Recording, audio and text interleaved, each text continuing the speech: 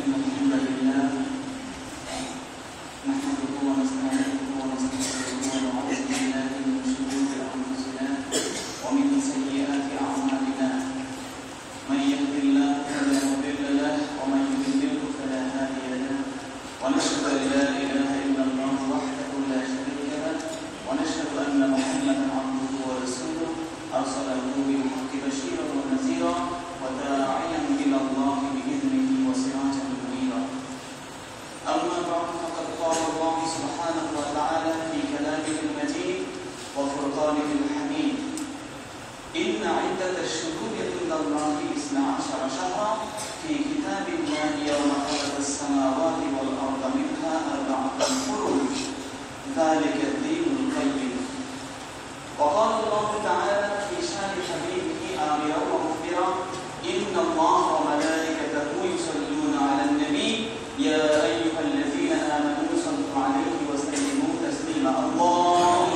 صل على سيدنا ونبينا وشفيعنا وحبيبنا ومولانا صلى الله عليه وآله وصحبه وسلم বাংলাদেশ ফজলুল্লাহ দারুন নাজাত সিদ্দিকিয়া কামিল মাদ্রাসা শাখা কর্তৃক আয়োজিত পবিত্র ইয়াউমে আশুরা উদযাপন উপলক্ষে বিষয়ভিত্তিক আলোচনা সভার আজকের এই সুন্দর অনুষ্ঠানের সম্মানিত সভাপতি আমাদের সকলের শ্রদ্ধেয়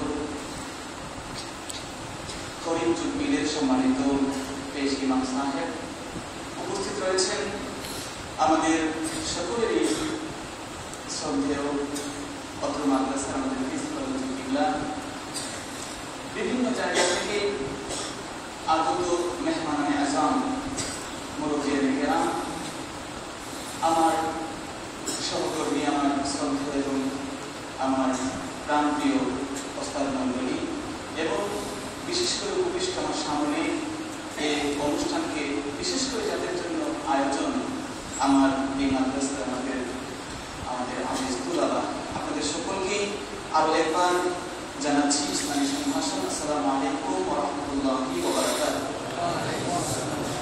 সম্মানিত সুধী ইয়াউমে আশুরা বা আশুরার দিন এটি একটি আনন্দ বেদনা সুখ দুঃখ যোগ বিয়োগের মিশ্রণের দিন পৃথিবীর দর্পণে এর যেমন আলোকোজ্জ্বল আভা রয়েছে ঠিক তেমনি একই সাথে এর রয়েছে বেদনা অশ্রুর মাখক বিশ্ব জগতের মধ্যে আল্লাহ সুবহানাহু ওয়া তাআলা আসমান জমিন সৃষ্টি করা এই পৃথিবীর ভূপৃষ্ঠে আল্লাহ সুবহানাহু ওয়া তাআলা আকাশ থেকে বাণী বর্ষণ নবী আদম আলাইহিস সালাতু ওয়াস সালামকে সৃষ্টি তাকে এই জমিনে অবতরণ তার তওবা কবুল করা নূহ আলাইহিস সালাতু ওয়াস সালাম প্রায় দীর্ঘ 6 মাস থেকে যে তার সেই কিস্তিতে আরোহণ করেছিলেন সেই কিস্তি থেকে জুদি পাহাড়ে অবতরণ নবী মূসা আলাইহিস সালাতু ওয়াস সালাম তিনি প্রায় 6 লক্ষ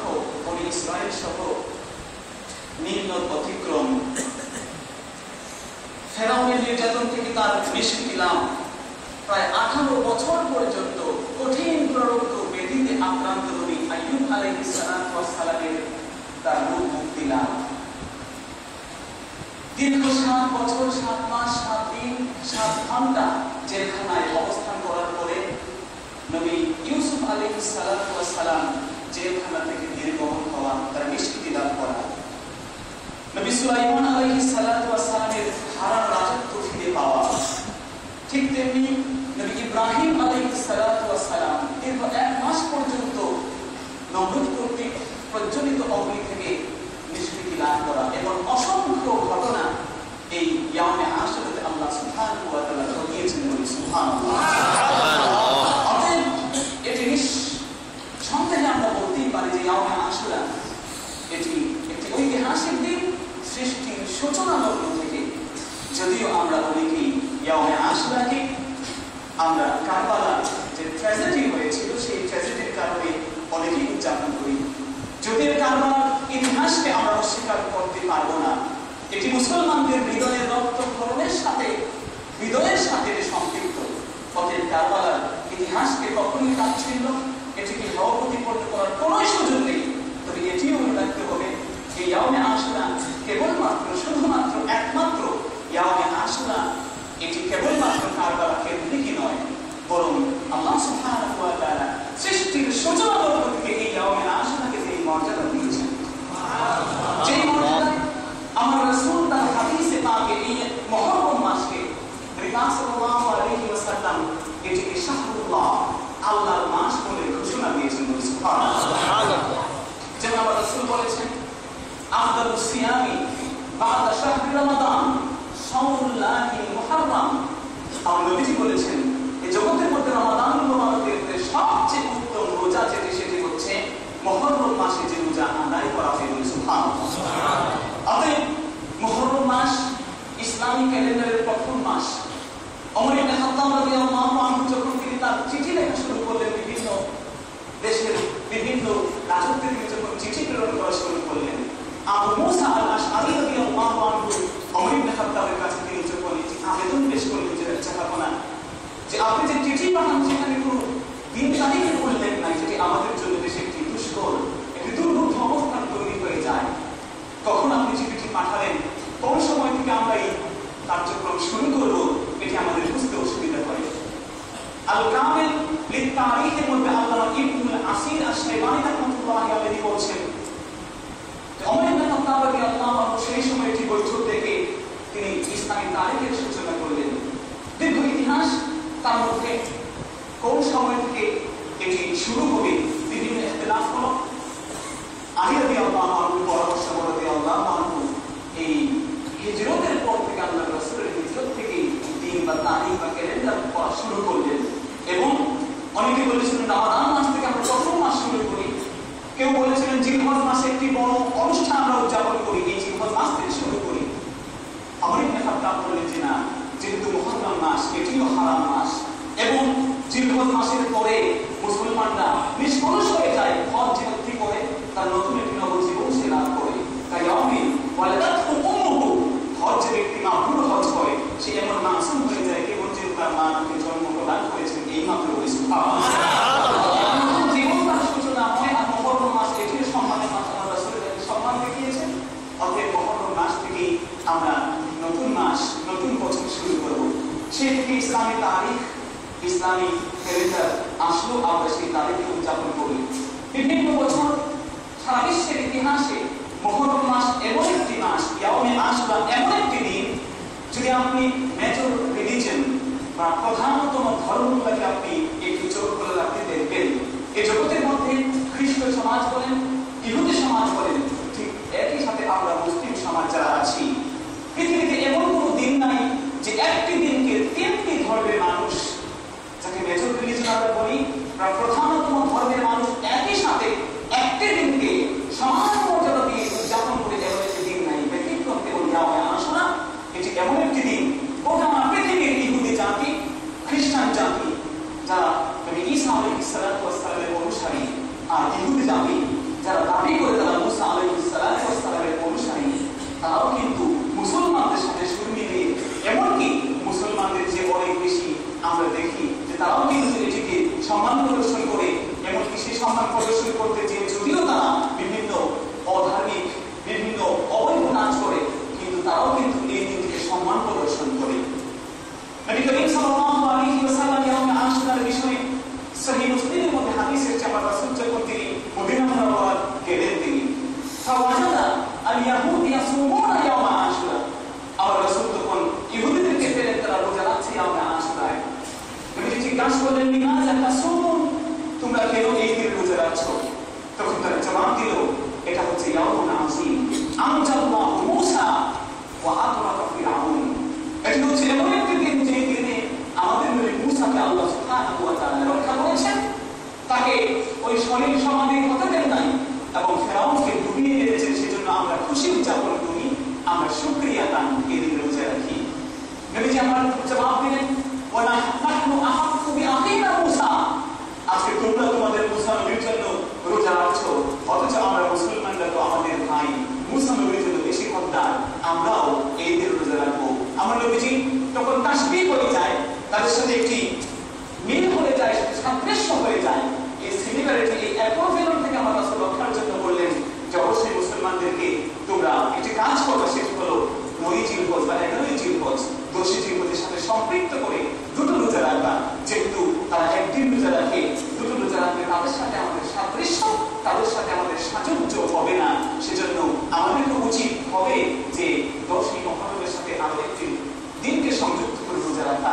তাদের সাদৃশ্যতা বাতিল হয়ে যাবে, তাদের সাথে আমাদের তাসাবুহ বা সাদৃশ্য রাখা হবে না। সম্মানিত সুধী, আমরা বুঝতে পারলাম এই জগতের মধ্যে ইয়াউমে আশুরা সৃষ্টির সূচনা লগ্ন থেকে আল্লাহ সুবহানাহু ওয়া তাআলা এটাকে অনেক বেশি মর্যাদা দিয়েছেন। বিশেষ করে আল্লাহ সুবহানাহু ওয়া তাআলা নবী আদম আলাইহিস সালাতু ওয়াস সালামের দোয়া কবুল করেছিলেন এই মাসে। তাফসীরে দুররে মানসুরের মধ্যে, তাফসীরে তাবারির মধ্যে আল্লাহ সুবহানাহু ওয়া তাআলা তিনি যে আদম নবীর দোয়া কবুল করলেন এই বিষয়টি তাফসীরে দুররে মানসুরে সুবিস্তারিতভাবে লেখা আছে। আল বিদায়া ওয়াল নিহায়া লিখেছেন আল্লামা আবুল ফিদা ইবনে কাসির, তিনি প্রমাণ করেছেন এই ইয়াউমে আশুরায় নবী আদম আলাইহিস সালাতু ওয়াস সালামের দোয়াকে আল্লাহ সুবহানাহু ওয়া তাআলা কবুল করেছিলেন। ইয়াউমে আশুরা, সেই দিন আদম নবী প্রায় 3 বছর পর্যন্ত কান্নাকাটি করেছেন। তিনি কত বছর কান্নাকাটি করেছেন এই বিষয়ে ইখতিলাফ আছে। কেউ 350 বছর বলেছেন, কেউ 450 বছর বলেছেন, কেউ 600 বছর বলেছেন। ইখতিলাফে আমরা না যাই, তবে তিনি কত বেশি কান্নাকাটি করেছেন তার একটি উদাহরণ দিয়েছেন আল্লামা কাসসাল্লামী রাহমাতুল্লাহি আলাইহি। মাওয়াহিবুল্লাহ দুনিয়া বলে তিনি বলে দিয়েছেন আদম নবী কত বেশি কান্না করেছেন জগতের মানুষ শুনে নাও। এই জগতের মধ্যে কিয়ামত পর্যন্ত, সৃষ্টির সূচনা লগ্ন থেকে জগতের যত মানুষ এসেছে, এখনো আছে, কিয়ামত পর্যন্ত আসবে, তাম পৃথিবীর সমস্ত মানুষ মিলে যত বেশি কান্নাকাটি করবে, যত বেশি চোখের জল বা অশ্রু তারা বিসর্জন দেবে, এই সমস্ত অশ্রুর সম্মিলন যদি একটি পাত্রে আধার করা হয়, একটি আধারে সেটি সংরক্ষণ করা হয়, তখন ওই পানিটুকু, ওই চোখের জল, নবী নূহ আলাইহিস সালাতু ওয়াস সালাম যত বেশি কান্নাকাটি করেছেন, ওনার চোখের পানির সমান হবে না বলে সুবহানাল্লাহ। এজন্য তার নাম ছিল নূহ, মানে কান্নাকাটি করা। তিনি এত বেশি কান্নাকাটি করেছেন, দীর্ঘ 950 বছর পর্যন্ত উম্মতের মায়ায় নূহ নবী তিনি চোখের অশ্রু তিনি বিসর্জন দিয়েছেন। আল্লাহ তাআলা শুধু এখানে শেষ করেননি, তিনি আদম নবীর উদাহরণ দিতে যেয়ে বলছেন, আমাদের মনে রাখতে হবে আদম নবী কত বেশি কান্নাকাটি করেছেন। বছরের হিসাব আমরা ইখতিলাফে না যাই, আদম নবী আল্লাহর হয়ে এত বেশি কেঁদেছেন, তাম পৃথিবীর মানুষ এবং নূহ নবী যত বেশি কান্নাকাটি করেছেন। এই তো উভয়ের সমন্বয় যদি একটি আধারে নেওয়া হয়, এদের উভয়ের সমন্বয়, পৃথিবীর সমস্ত মানুষ আর নূহ নবীর কান্নার জল, পানি, অশ্রু যদি এক জায়গায় নেওয়া হয়, নবী আদম নবীর চোখের পানির সমান হবে না বলে সুবহানাল্লাহ। এজন্য আমার রাসূল বলেছেন, কোন মানুষ যদি তার চোখের অশ্রুটিকে, সে তার চোখের ফোঁটা, এই চোখের ফোঁটা যদি আল্লাহর ভয়ে বের করে দেয়, আল্লাহর জাহান্নামের ফেরেশতার জন্য ওই মানুষটিকে জাহান্নামে নিয়ে যাওয়া অসম্ভব হয়ে যায় বলে সুবহানাল্লাহ। কেমন অসম্ভব? আমার রাসূল বলছেন, একটি দুহিত দুগ্ধ যেমন গাভীর স্তন থেকে বের করা হয়েছে, সেটা পুনরায় সেখানে রিটার্ন করা যায় না, আবার সেটাকে সে জায়গায় আপনি ফেরত দিতে পারবেন না। একজন ব্যক্তি আল্লাহর ভয়ে যদি কান্নাকাটি করে তার অশ্রু বিসর্জন দেয়, ফেরেশতাদের জন্য ওই ব্যক্তিকে জাহান্নামে নিয়ে যাওয়া তেমন কঠিন হয়ে যায় বলে সুবহানাল্লাহ। সম্মানিত সুধী, আদম নবী অনেকদিন কান্নাকাটি করেছেন। অতএব তার কান্নার পরিমাণ আমরা এই ঘটনা থেকে, এই উদাহরণ থেকে বুঝতে পারি। নবী আদম আলাইহিস সালাতু ওয়াস সালাম তিনি যখন দীর্ঘ সময় পর্যন্ত কান্নাকাটি করলেন, তিনি দোয়া করলেন, রব্বানা যালামনা আনফুসানা ওয়া ইন লাম তাগফির লানা ওয়া তারহামনা লানাকুনান্না মিনাল খাসিরিন। এই দোয়া করলেন, আল্লাহ সুবহানাহু ওয়া তাআলা তাকে দোয়া শিক্ষা দিলেন। দোয়া শিক্ষার সাথে সাথে মুস্তাদরাক হাকিমের মধ্যে হাদিস এসেছে, ঠিক অনুরূপ কানজুল উম্মানের মধ্যে হাদিস এসেছে, আল বিদায়া ওয়ান নিহায়ার মধ্যে আল্লামা আবুল ফিদা ইবনে কাসির হাদিস লিখেছেন যে আদম নবী ওমর ইবনে খাত্তাব থেকে আসছে, লাম্মা ইকতারাফা আদম খাতিয়াতা, আদম নবী যখন তার ভুল বুঝতে পারলেন, সামান্য একটু ত্রুটি হয়েছিল তার, এই ত্রুটিটি এই মানবীয় দৃষ্টিকোণ থেকে, আমাদের দৃষ্টিকোণ থেকে কোনো গুনাহ না। আদম নবী কোনো অন্যায়, কোনো অপরাধ করেন নাই, এটি ছিল উত্তমতার বিপরীত একটি কাজ ছিল। হাসানাতুল আবরার সাইয়্যাতুল লিল মুকাদ্দিমিন। এই জগতের মধ্যে যে মানুষটি আপনার প্রিয় মানুষ, সে প্রিয় মানুষের সামান্য একটু চোখের ইশারা যদি উলটপালট হয়ে যায়, প্রিয় মানুষের কাছে তা খুব একটি ব্যথার কারণ হয়ে দাঁড়ায়। অনেক মানুষ অন্যায় করতে পারে, কিন্তু সে অন্যায় আমাদের চোখে বাজে না। কিন্তু আমার নিজের পুত্র সন্তান, আমার নিজের ভাই ব্রাদার যদি একটু সামান্য ত্রুটি করে সেটি আমার চোখে অন্যায় হয়ে দাঁড়ায়, অথবা আল্লাহ সুবহানাহু ওয়া তাআলা একটি নিষিদ্ধ ফলকে ধরতে নিষেধ করেছিলেন, বিভিন্ন সময় তাদেরকে প্ররোচনা করে নবী আদম আলাইহিস সালাতু ওয়াস সালাম যখন এই ফল স্পর্শ করলেন তখন তিনি দুনিয়ায় তাকে আল্লাহ সুবহানাহু ওয়া তাআলা পাঠিয়ে দিলেন। কোথায় পাঠিয়েছেন স্বামীকে ইখতিলাফ হয়েছে, কেউ বলেছেন শ্রীলঙ্কায় সিংহ বলে, আবার কেউ বলেছেন হিন্দুস্তানে আল্লাহ সুবহানাহু ওয়া তাআলা তাকে প্রেরণ করেছেন। আর বিবি হাওয়া আমাদের মা জননীকে জেদ্দায় আল্লাহ সুবহানাহু ওয়া তাআলা প্রেরণ করলেন। দুজনের বিচ্ছিন্ন হয়ে গেলেন দুজন, তারা তখন দীর্ঘ সময় কান্নাকাটি করছেন। এই কান্নাকাটির পরে আল্লাহ সুবহানাহু ওয়া তাআলা আমার নবী আমার আদম আলাইহিস সালাতু ওয়াস সালামের তওবা কবুল করলেন, যে মাধ্যমে এর একটি হচ্ছে তিনি আল্লাহর কাছে দোয়া করেছেন, আরেকটি সহিহ হাদিস প্রমাণ করছে বিশ্বনবী সাল্লাল্লাহু আলাইহি ওয়াসাল্লামের ওসিলা দিয়ে আদম নবী দোয়া করেছিলেন, আল্লাহুম্মা ইন্নী আসআলুকা বিহাক্কি মুহাম্মাদিন সাল্লাল্লাহু আলাইহি ওয়াসাল্লাম, যে আমি তোমার নবী মুহাম্মদ সাল্লাল্লাহু আলাইহি ওয়াসাল্লামের ওসিলা দিয়ে দোয়া করছি, আল্লাহ গো অনেকদিন কান্নাকাটি করো, আপনি কবুল করে নিন।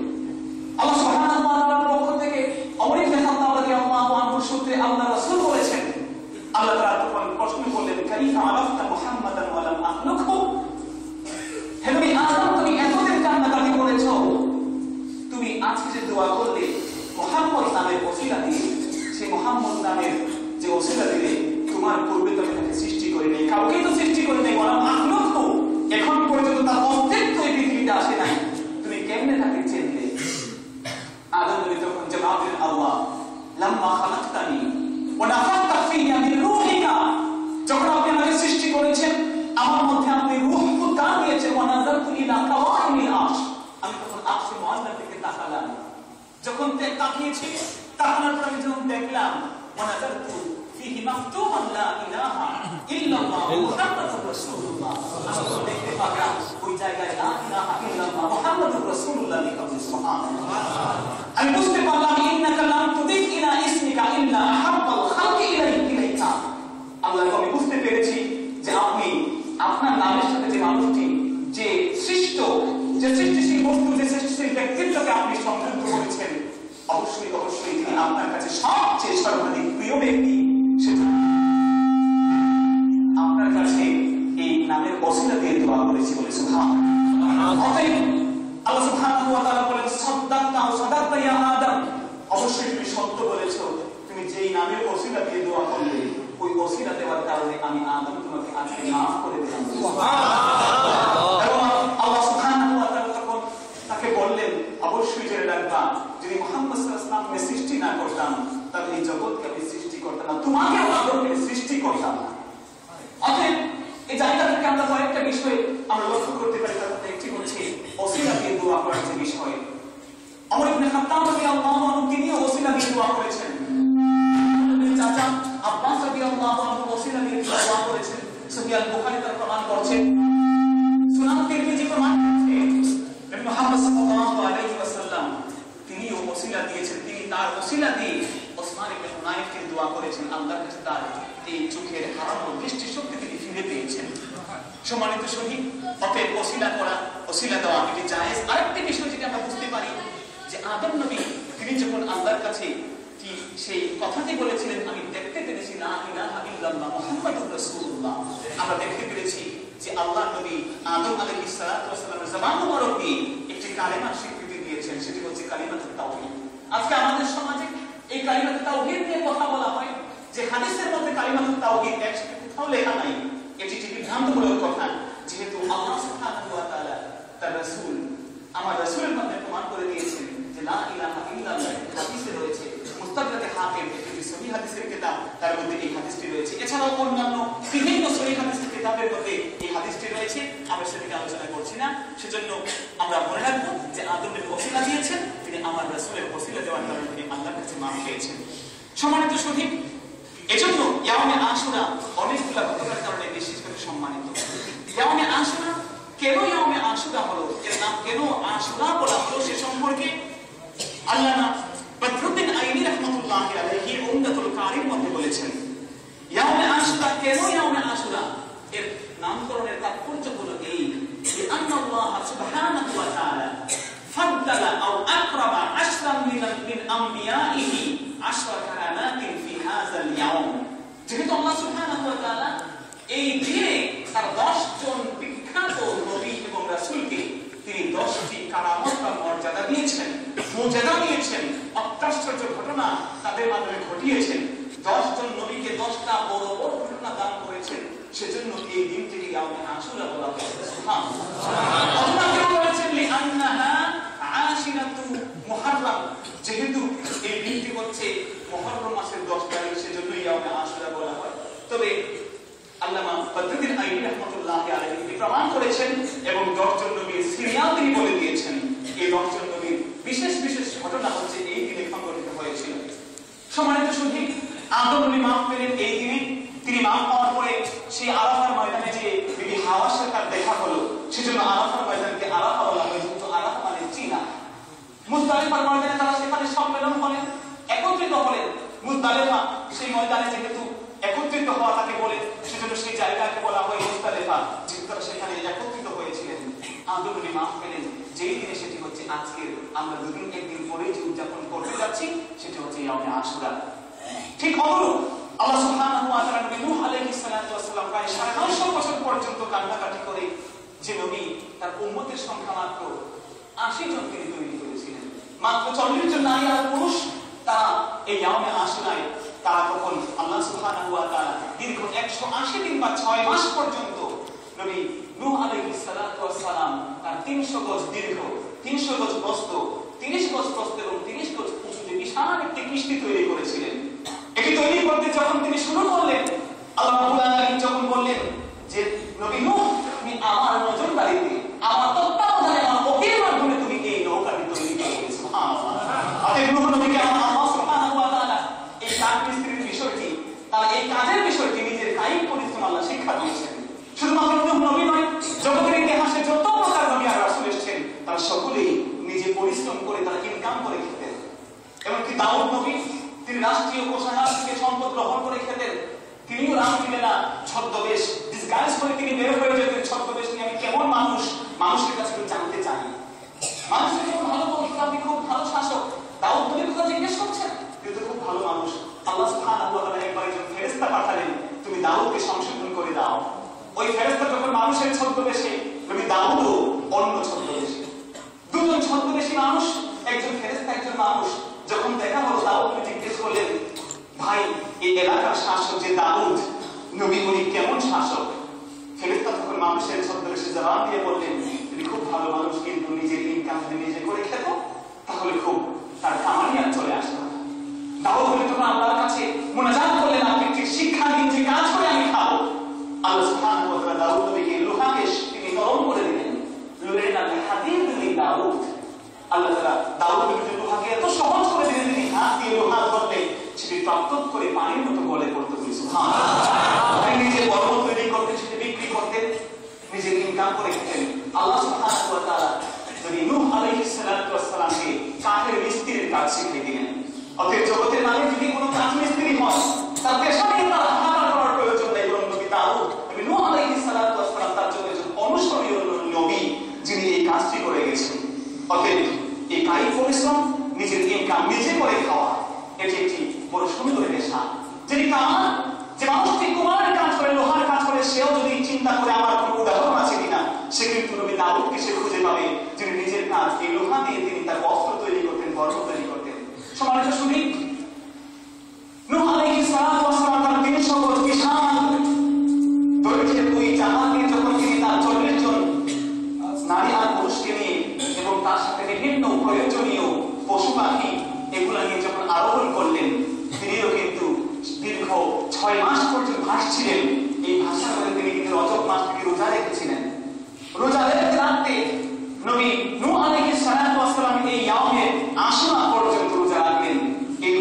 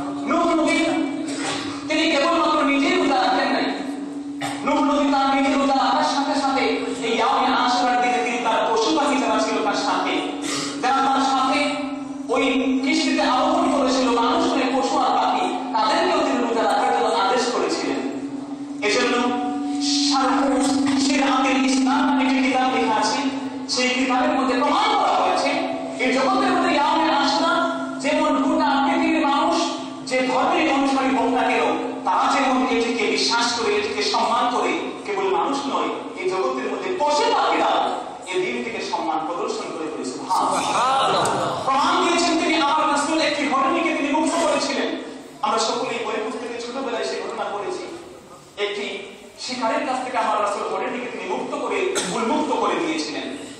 শিকারে তাকে এসে যখন ধরলো, আমার হরিণী কোথায় গেল, আমার রাসূল বললেন আমি ওর জামিন হয়ে গেলাম। উকিল সাহেবের যেমন জামিন হন, আমার রাসূল কোন মানুষের জামিন না, একটি হরিণের জামিন হয়ে বলেন সে দুধ তো খাওয়াতে গেছে, দুধ খাইয়ে সে ফিরে আসবে, আমি তার জামিন, যতক্ষণ না আসে তুমি আমাকে আটকে রাখো, আর কোনো প্রশ্ন করা হবে। সুবহানাল্লাহ। হরিণের কথা আমার রাসূল বুঝতেন। যখন সে হরিণী অনেক দীর্ঘ সময় পরে চলে আসতে আমার রাসূলের কষ্ট হচ্ছিল। আমার রাসূলের এই দৃশ্য যখন দেখলেন, একটা হরিণী যে মানুষটির কথা শুনে আর সে মানুষটি নবুয়তের দাবি করেন, তিনি কখনো মিথ্যা নবুয়তের দাবি করতে পারেন না। সে মানুষটি মুসলমান হলো। যখন এই হরিণী দীর্ঘ সময় ব্যয় করে আসলো, দুধ খাইয়ে আসতে এত সময় লাগে না, প্রশ্ন করা হলো, হরিণী তুমি কেন এত দেরিতে আসছো? সে শাহুল ইসলামের মধ্যে লেখক প্রমাণ করেছেন হাদিস দিয়ে, সেখানে বলা হচ্ছে হরিণীর জবান খুলে গেল। সে তখন বললো, তুমি কি জানো না আজকে কোন দিন? আজকে তো ইয়াউমে আশুরার দিন। আমরা পশু পাখিরাও, তোমরা যেমন মুসলমানরা আর ইহুদিরা যেমন রোজা রাখো এই ইয়াউমে আশুরায়, আমরা পশু পাখিরা নিজেরাও রোজা রাখি, আমাদের সন্তানদেরকেও রোজা রাখতে হয়েছে। এই সময়টুকু সূর্য ডুবে নাই, আমার সন্তানদের ইফতারের সময় হয় নাই। যখন ইফতারের সময় হলো, তখন ইফতার করিয়ে আমি চলে এসেছি, তার জন্য দেরি হয়ে গেছে। সম্মানিত শহীদ, অতএব নূহ আলাইহিস সালাতু ওয়াস সালাম তাফসীরে তাবারির মধ্যে প্রমাণ করা হয়েছে, নূহ নবী একাই কেবল রোজা রাখেন নাই, তিনি তার নিজের সাথে সাথে তার পশু পাখি যারা আছে তাদেরকেও বলেছিলেন, জোড়ায় জোড়ায় তোমরা এসেছো, তোমরা রোজা রাখো। অতএব এই রোজা রাখার ঘটনা আর পরবর্তী এই ঘটনার সাথে সাযুজ্য খুঁজে পাওয়া যায়, যাতে বোঝা যায় এই ঘটনাটি একেবারে অবান্তর নয়। যদিও হাদিসের সনদ নিয়ে কেউ কেউ আপত্তি করেন, কিন্তু তার যে সনদ, সেখানে নূহ নবী তার যে পশু পাখিকে রোজা রাখতে বলেছেন সেটি সহিহ হাদিস দ্বারা প্রমাণিত। যদিও পরের ঘটনাটি অনেকটাই সহিহ নয়, দুর্বল রিওয়ায়াতকেও বিশ্বাস করতে অসুবিধা নেই, এটিকে আমল করতে অসুবিধা নেই, আমাদেরকে আকীদার সাথে সম্পৃক্ত না হলেই হলো। সম্মানিত শহীদ, নূহ আলাইহিস সালাতু ওয়াস সালাম দীর্ঘ সময় পর্যন্ত তিনি সেখানে থেকে সেই জুদি পাহাড়ে আরোহণ করলেন। সেই জুদি পাহাড়ে দীর্ঘ সময় পর্যন্ত তার সেই জিনিসগুলা, তার ওই কিস্তিটি আরোহিত ছিল। সময়ের বিবর্তনে সেই সময়ে সেই তার যে কিস্তিটি সে ভেঙে গিয়ে আজকে জুদি পাহাড়ের সাথে একাকার হয়ে গেছে। যেই জায়গা থেকে আজও পর্যন্ত মানুষ সেই নৌকার যেই স্তম্ভগুলো আছে, নৌকার ভগ্নাবশেষ আছে, সেই কিস্তির ভগ্নাবশেষ যে মানুষগুলা আজও পর্যন্ত বরকত হাসিল করে। যে মানুষ রোগের যে জন্য সেটাকে গ্রহণ করে, তা ওই রোগের জন্য সে প্রতিষেধক হয়ে যায়। সুবহানাল্লাহ। কেবলমাত্র এটি কোন আমাদের নিজেদের কথাই নেবেন, তাওরাতের মধ্যে এটি সেটি ইনজিল কিতাবের মধ্যে এই কথাটি আসছে যে দাউদ নবী, নূহ নবীর ওই কিস্তি থেকে ইহুদিরা বরকত হাসিল করতে, এটিকে তাদের আরোগ্য গ্রহণ করতে। আপনারা নিজেরাও জানেন, নূহ নবী যখন বানাচ্ছিলেন তখন ওই কিস্তিকে তারা কটাক্ষ করে এটিকে তারা নিজেদের প্রাকৃতিক ডাকে সাড়া দেওয়ার জায়গা এটা তৈরি করেছিল বলে নাউজুবিল্লাহ। এই ইহুদি জাতি সেটিকে তাদের টয়লেট নির্মাণ করেছিল। আল্লাহ সুবহানাহু ওয়া তাআলা প্রতিশোধ দিলেন বলে সুন্দর কায়দায়। একটা কুষ্ঠ রোগী যখন সেখানে বসে তার সেই প্রাকৃতিক ডাকে সাড়া দিতে গিয়েছে, উল্টে পড়ে গেল। উল্টে পড়ে যাওয়ার পরে যখন সেই জায়গা থেকে আবর্জনা থেকে পড়লো, পুরোপুরি সুস্থ। ইহুদিরা চিন্তা করে মহারোগের একটি ঔষধ হয়ে গেছে, সেটিকে এমনভাবে ব্যবহার করা শুরু করলো, ধুয়ে মুছে সেটিকে একদম পরিষ্কার করে দিয়ে দিল। এটিকে তার নিজেদের জন্য আরোগ্য হিসেবে গ্রহণ করলো। আল্লাহ নবী সেই কিস্তিটি আজও পর্যন্ত সেখানে ভগ্নাবশেষ পাওয়া যায়, এবং যে মানুষ যে কায়দায় এটিকে গ্রহণ করে অভিজ্ঞতার ফসল, সেটি সে কাজে উপকার দিয়ে বলে। সুবহানাল্লাহ। তাদের সময়ের বরকত, বস্তুর বরকত, জায়গার বরকত বিভিন্ন বিষয়। জগতের মধ্যে প্রতিটা দিন এক নয়। ইয়াউমে আশুরা যেমন অন্যান্য দিনের চেয়ে তার অনন্য মর্যাদা, অত্যন্ত মহিমা নিয়ে সে আসর, ঠিক তেমনি আল্লাহ সুবহানাহু ওয়া তাআলা এক একটি দিনের উপরে অপরটি দিনকে তিনি সম্মান প্রদর্শন করেছেন। মানুষকে আল্লাহ সুবহানাহু ওয়া তাআলা ইবাদতের জন্য, তাকে কবুল করে নেওয়ার জন্য, তার দোয়া কবুলের জন্য বিভিন্ন সময়কাল নির্ধারণ করেছেন। আমার রাসূলকে প্রশ্ন করা হয়েছে, আইয়ুদ দুআই আসমা, কোন দোয়া বেশি কবুল হয়, বেশি আল্লাহ শুনেন? আমার রাসূল তখন কিন্তু ওই প্রশ্নের জবাবে তিনি বলেন নাই সময়ের কোনো বরকত নাই। আমার রাসূল বলেছেন জাওফুল লাইলিল আখার, মধ্যরাতে মানুষ যখন ঘুমাই যায়, মানুষ যখন তার বিছানায় আশ্রয় গ্রহণ করে সে রাতে উঠে তুমি আল্লাহর কাছে দোয়া করো, আল্লাহ সুবহানাহু ওয়া তাআলা সাথে সাথে তোমার দোয়া কবুল করবেন। সুবহানাল্লাহ। ঠিক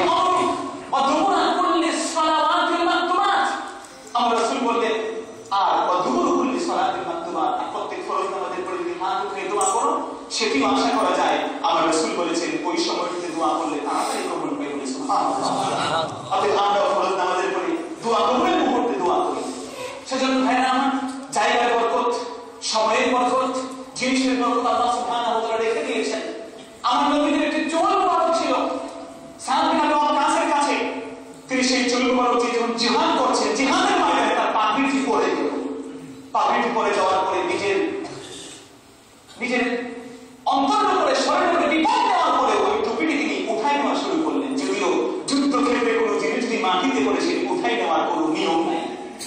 কোন যুদ্ধের ক্ষেত্রে কোন সেনাপতি, কোন যতই কোন শাসক, কোন যুদ্ধবাজ, কোন নেতা কোন জিনিস পড়ে সেটা উঠাতে যাবে না, যেহেতু সে যখনই নিচু হবে তখনই বিপদ তার কাঁধে সওয়ার হবে।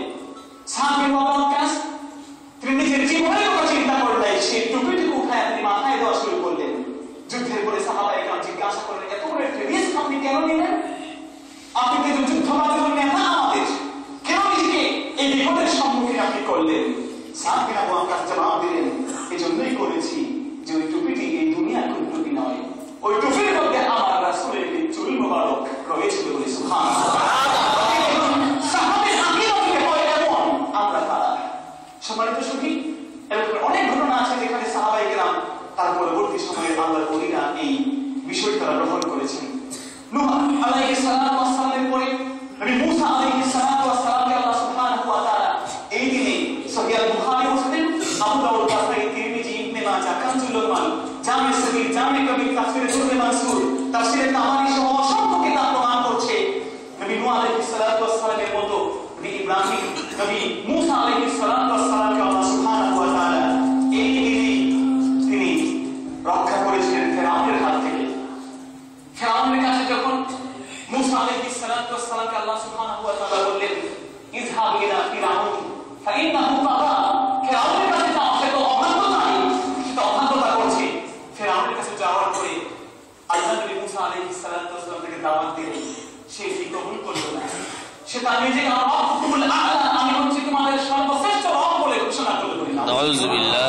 আল্লাহ সুবহানাহু ওয়া তাআলা 6 লক্ষ বনি ইসরাঈল সহ মূসা আলাইহিস সালাতু ওয়াস সালামকে চলে যেতে বললেন, সেই জায়গা থেকে নীল নদ অতিক্রম করে চলে যেতে বললেন। মূসা নবী যখন সেই জায়গায় এসে নীল নদের পাশে দাঁড়ালেন, পাশে দাঁড়ানোর পরে কোনো পথ খুঁজে পান না, কি করবেন? আল্লাহ সুবহানাহু ওয়া তাআলা আদেশ করলেন, তুমি তোমার এই লাঠি দিয়ে আঘাত করো। এই লাঠি দিয়ে আঘাত করার কারণে আল্লাহ সুবহানাহু ওয়া তাআলা নীল নদের উপরে তিনি 12টি রাস্তা তৈরি করে দিলেন। সুবহানাল্লাহ। সেই 12টি রাস্তা দিয়ে তিনি অতিক্রম করে চলে গেলেন। চলে যাওয়ার পরে যখন ঐতিহাসিকরা বলেন নদীর ভিতর দিয়ে আল্লাহ সুবহানাহু ওয়া তাআলা রাস্তা করে দিয়েছেন। এটি হচ্ছে এমন এক জায়গা, নীল নদের ভূমি, এমন এক জায়গা যে জায়গায় আল্লাহ সুবহানাহু ওয়া তাআলা সূর্যের আলো একবার ফেলেছেন, কিয়ামত পর্যন্ত সেখানে আর সূর্যের আলো পড়বে না। সুবহানাল্লাহ। যেহেতু নীল নদ যখন ফারাক হয়ে গিয়েছিল, 12টি রাস্তা তৈরি হয়ে গিয়েছিল, সেই 12টি রাস্তা দিয়ে যখন নবী মূসা তার 6 লক্ষ বনি ইসরাঈল সহ অতিক্রম করে সেপারে চলে গেলেন, ফিরআউন তখন আসলো তার পিছন হয়ে এবং নিজেকে সে বলল, এই কৃতিত্ব আমি ঘটিয়েছি বলি নাউযুবিল্লাহ। সে বলছে, আমি একটা সুযোগ দিয়েছি, এটি আমার আদেশে এই নীলনদের মধ্যে রাস্তা তৈরি হয়েছে, তোমরা আগায় যাও, ভয় পেও না। যখন তার সৈন্যবাহিনী নিয়ে যখন সে মাঝ পথে আসছে, আল্লাহ তাআলা তখন ওই নদীকে আদেশ করলেন, পানিকে, যে তুমি তোমার ঢেউ বইয়ে দাও। সে জায়গায় নীল নদী, সেখানে তার শরীর সমাধি হলো। সেই সমাধি হয়ে সেখানে মাছ আর কোন কবিরের কাছে আল্লাহ সুবহানাহু ওয়া তাআলা সমর্পণ করলেন না, বরং আল্লাহ তাআলা ঘোষণা করলেন, ফালিয়াউমা নুনাজ্জিকা বিবাদানিকা লিতাকুনা লিমান খালফাকা আয়া। আল্লাহ সুবহানাহু ওয়া তাআলা তার বডিটিকে সংরক্ষণ করার একটি ওয়াদা করলেন। আল্লাহ বললেন, তোমার এই দেহকে আমি মাছ আর কোন ধরনের হাঙর আর কুমিরের খাবার বানাবো, বরং তোমার দেহটিকে আমি সংরক্ষণ করব, যেন তুমি পরবর্তী মানুষদের জন্য নিদর্শন হতে পারো। তোমাকে দেখে যেন মানুষ বুঝতে পারে এই দুনিয়ার মধ্যে যে মানুষটি জুলুম অত্যাচারের ত্রাস কায়েম করে নিজেকে যখন শাসন ক্ষমতায় অধিষ্ঠিত হয়, শাসন ক্ষমতায় অধিষ্ঠিত হয়ে জনগণের উপরে জুলুম করে আল্লাহর বিধানের অপর উল্টা বিধান চালু করে আল্লাহর উপরে অবশ্যই আস্থা বিশ্বাসকে, আল্লাহর উপরে নির্ভরশীলতাকে কমাই দিয়ে অবশ্যই যখন নিজের ত্রাস কায়েম করে জুলুম করে, তখন তার নিদর্শন তাকে এই জায়গা থেকে শিক্ষা গ্রহণ করতে হবে যে আমাদের বড় বড় শাসকরা কিন্তু এরকম শরীর সমাধি তাদের হয়েছে, মুহূর্তে তাদের সিংহাসন, তাদের দম্ভ অহংকারকে আল্লাহ চূর্ণ বিচূর্ণ করে দিয়েছেন, এমন নিদর্শন তৈরি করবো।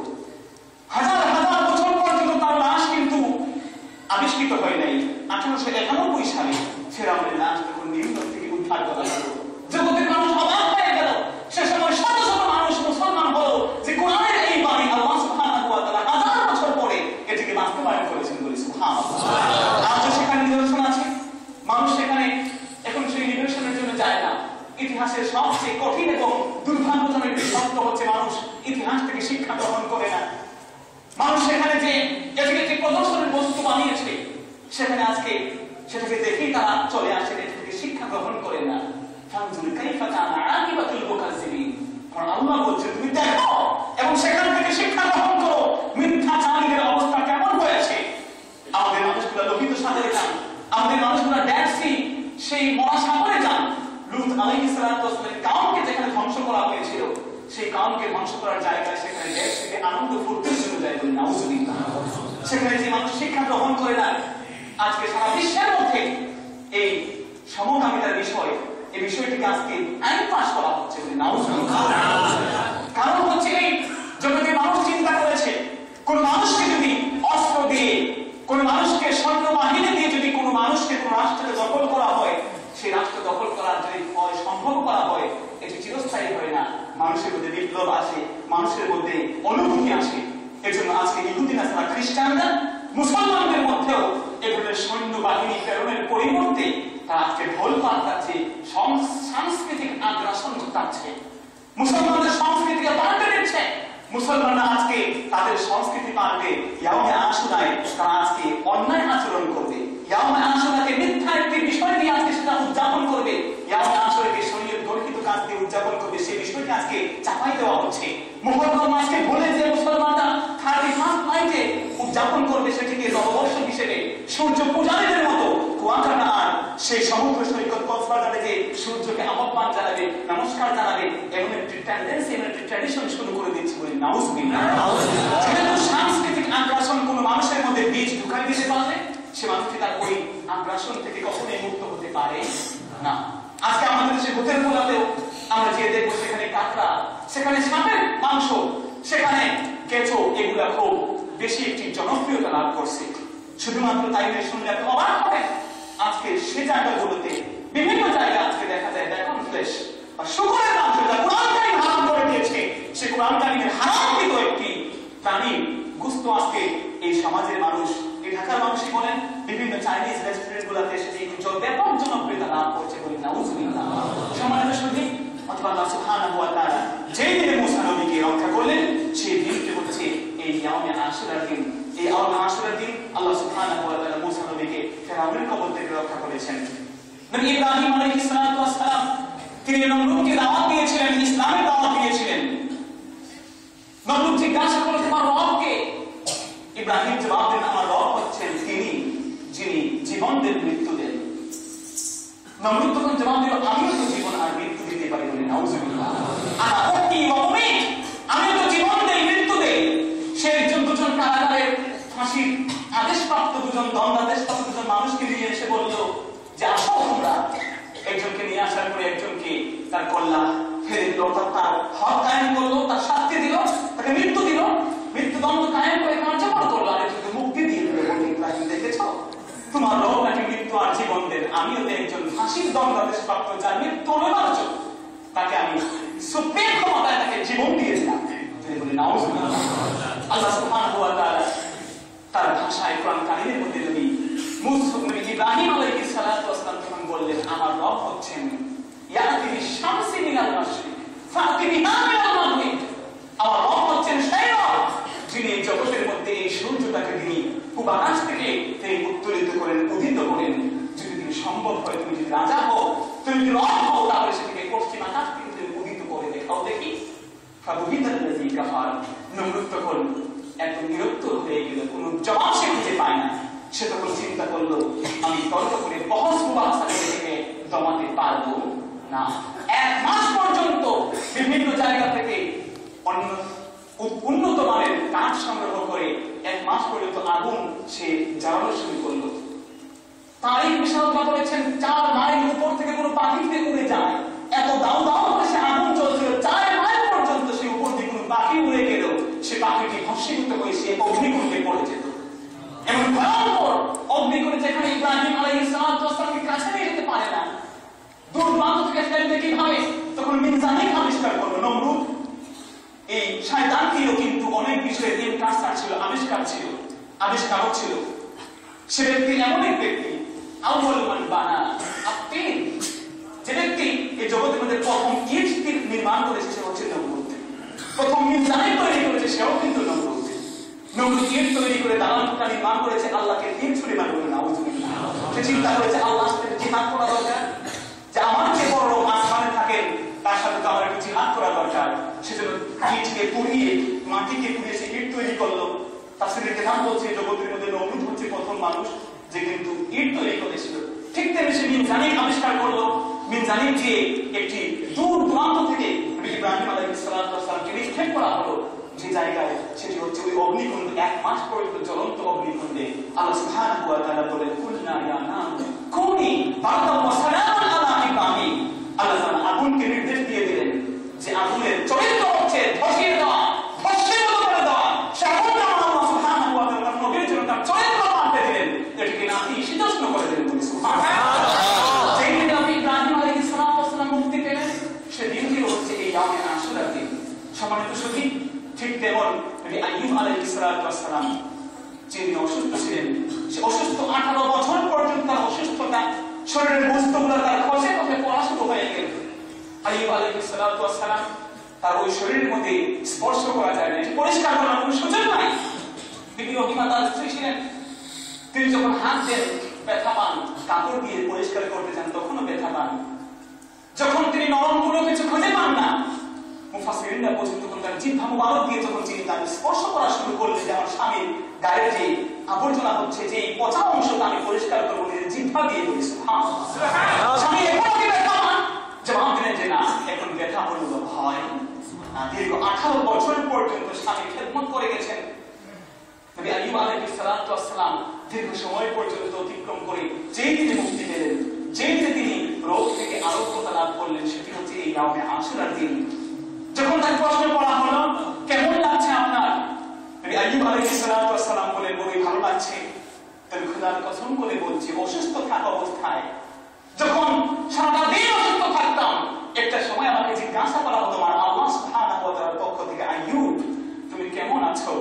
খোদার কসম করে বলছি, কলবের মধ্যে তখন যে শান্তি পেতাম, সুস্থ হওয়ার পরে এই শান্তি এখনো পাই না। এই জন্য সম্মানিত শুধু কলবের মূল্য অনেক বেশি। আমরা অনেকবার বলেছি জগতের মধ্যে আল্লাহ তাআলা এই কলবকে যে আপনাকে বানিয়েছেন, এই কলবের মূল্য আপনার দেহের চেয়েও বেশি। এই জগতে আপনার ভাই আছে, আপনার মা আছে, বাবা আছে। যে মা আর বাবা যার দেহটি অস্থিসার শূন্য হয়ে গেছে, শুধু হাড্ডিসার হয়ে গেছে, ওই বাবা আর মা এখনো তার নিঃশ্বাস ত্যাগ করেন নাই। কলবের মূল্য কেন বেশি? দেহের সৌন্দর্যের চেয়ে কলবের মূল্য বেশি। সেই মা বাবাটাকে তার প্রাকৃতিক কাজের সারা দেওয়াতে বলে তার ওই আবর্জনা নিজে পরিষ্কার করতে হয়, নিজে টয়লেটে হেঁটে যেতে পারেন না। সেই বাবা আর মাকে কিন্তু আমরা কখনো কবরে নিয়ে যাই যতক্ষণ তার শ্বাস প্রশ্বাস আছে। কিন্তু আমার ভাই, আমার দুস্থ বুজুর্গ যে মানুষটি খুব সুঠাম দেহের কোনো অ্যাক্সিডেন্টে পড়ে হার্ট অ্যাটাক করে মারা গেল, সে মানুষটার ভিতরে রূপ নাই, কলব নাই, কলবটা মরে গেছে, তার রূপটা চলে গেছে আল্লাহর কাছে। তার দেহটা বড় সুন্দর দেহ, কিন্তু ওই দেহের মধ্যে রূপ নাই। ওই মানুষটাকে কিন্তু একদিনের বেশি আমরা রাখতে চাই। অতএব কলবের মূল্য অনেক বেশি। সেই কলবকে ঠিক রাখার জন্য, এই কলবকে পরিষ্কার রাখার জন্য, কলবের ক্ষমতাকে বাড়াই দেওয়ার জন্য, যেহেতু ইন্নাল্লাহা লা ইয়ানজুরু ইলা সুওয়ারিকুম ওয়ালা ইলা আমওয়ালিকুম, আল্লাহ তাআলা তোমাদের মাল সম্পদ, তোমাদের চেহারা দেখেন না, ওয়ালাকিন ইয়ানজুরু ইলা কুলুবিকুম, আল্লাহ সুবহানাহু ওয়া তাআলা তোমাদের কলবকে দেখেন, তোমাদের নিয়তকে দেখেন, নিয়ত কি করেছো, তোমার কলব কি চেয়েছে। আইয়ুব আলাইহিস সালাম ওই কলবের প্রশান্তি ছিল 18 বছর পর্যন্ত, কখনোই আল্লাহর কাছে কোনো অভিযোগ করেন নাই। সম্মানিত সুধী, আইয়ুব আলাইহিস সালাম তিনি মুক্তি পেলেন যে জিনিস, সেটি হচ্ছে এই ইয়াউমে আশুরার দিন।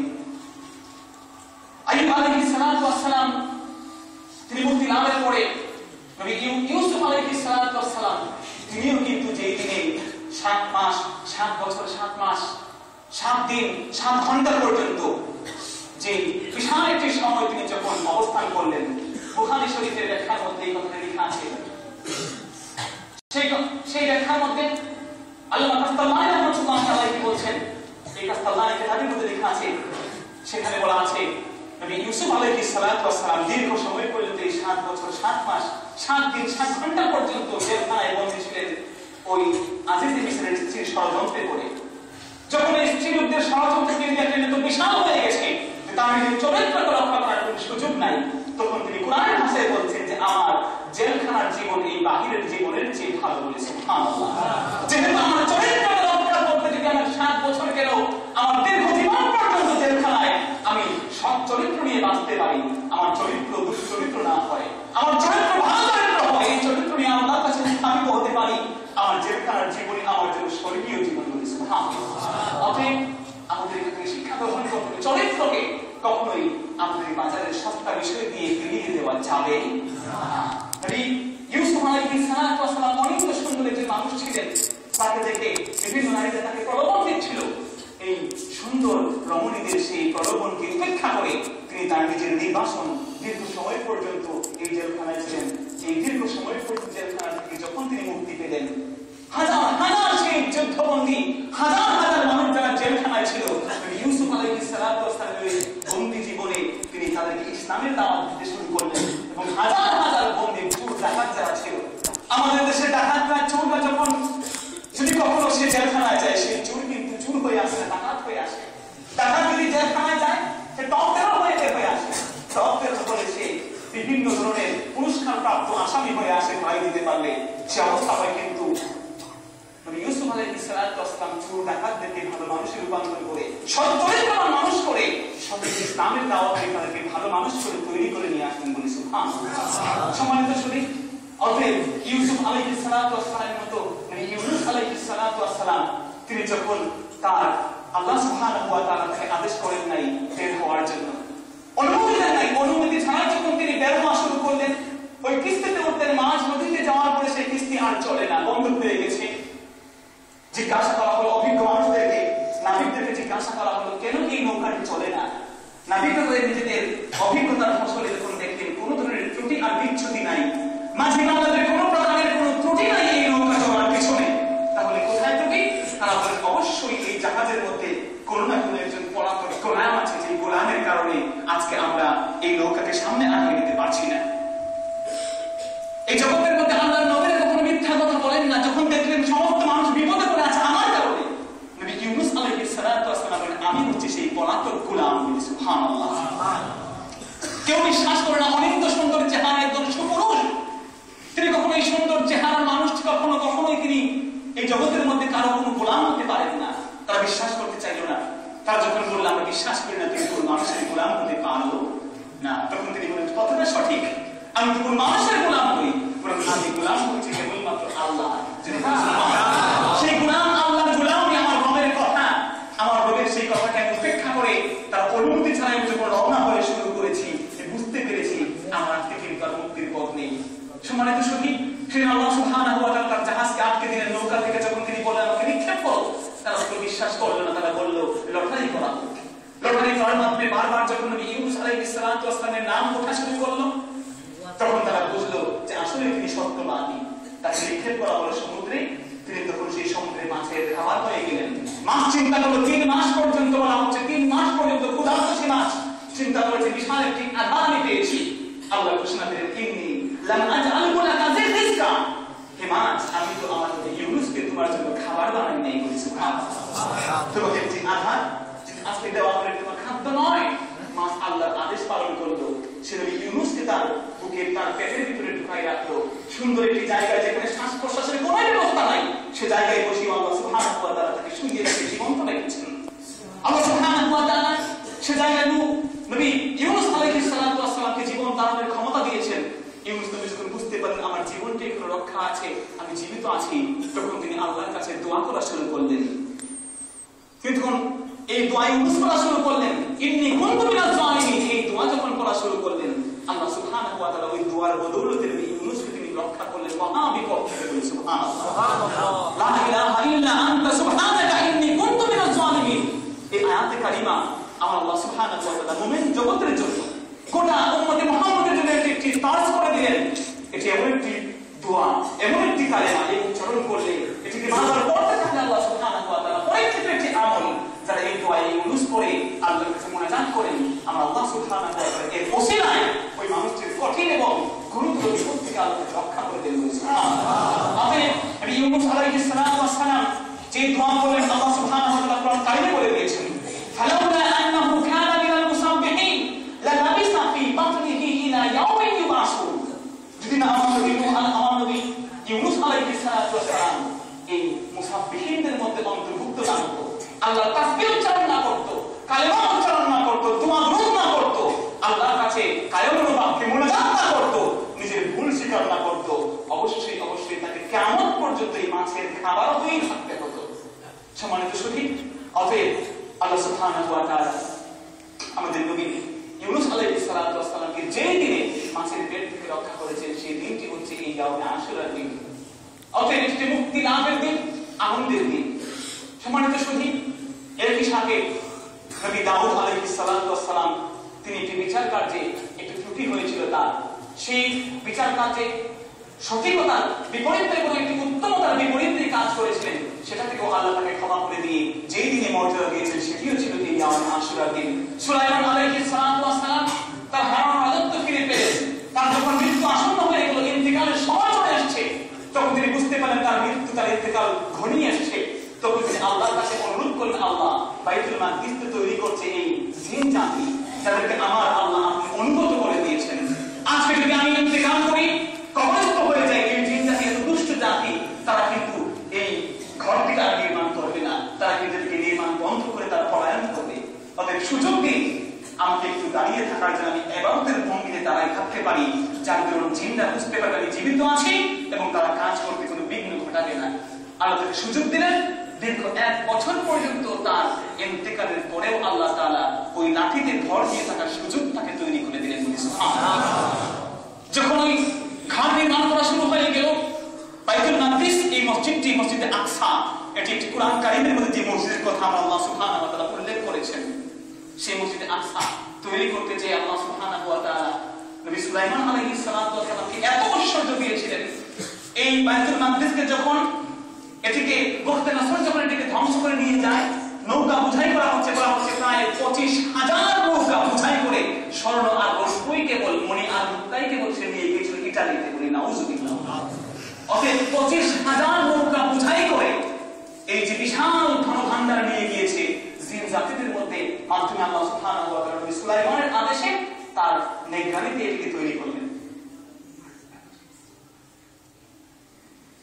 সম্মানিত সুধী, অতএব আল্লাহ সুবহানাহু ওয়া তাআলা সুলাইমান আলাইহিস সালাতু ওয়াস সালামকে এই যে ক্ষমতা প্রদান করলেন, এই ক্ষমতা প্রদানের মাধ্যমে আল্লাহ সুবহানাহু ওয়া তাআলা নবী সুলাইমান আলাইহিস সালাতু ওয়াস সালাম লাঠিতে ভর দিয়ে দীর্ঘ সময় পর্যন্ত তিনি এখানে দাঁড়িয়ে থাকলেন।